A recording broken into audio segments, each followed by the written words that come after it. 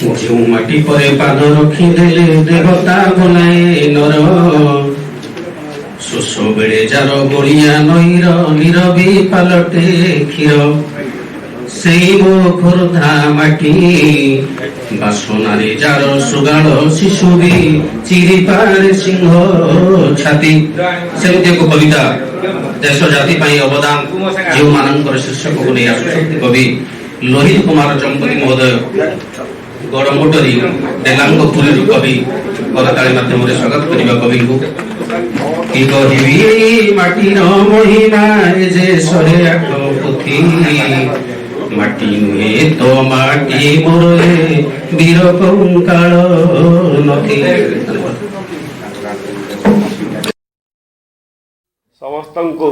मोर सारस्वत प्रणाम। कविता शीर्षक देश जाति अवदान जो मानकर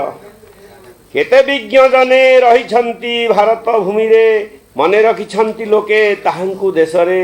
समाज सेवक पर दुखे दुखी होई दुखी गढ़ी धर्मपीठ मान ध्यान रखी उत्कल सेवक जड़े से उत्कल मणि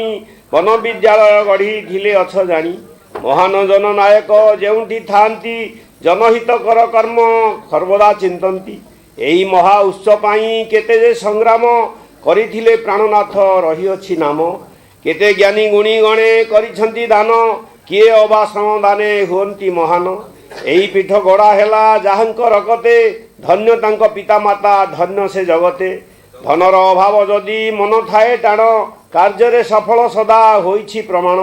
एही लाल माटी एबे कहू अछि कथा इतिहास गाउछि तांकरी वीर गाथा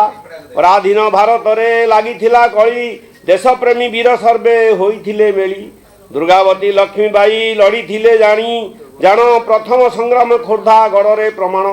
माधव दल बेहरा बक्सी सेनापति जयराज गुरु बाहु बलेन्द्र ख्याति फिरिंगीर अत्याचार किए बा न जाने खोर्धा पाइक ठारू हारिथिला रणे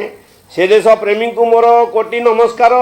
जागरे ओडिया चिंते रोहित कुमार नमस्कार आज्ञा।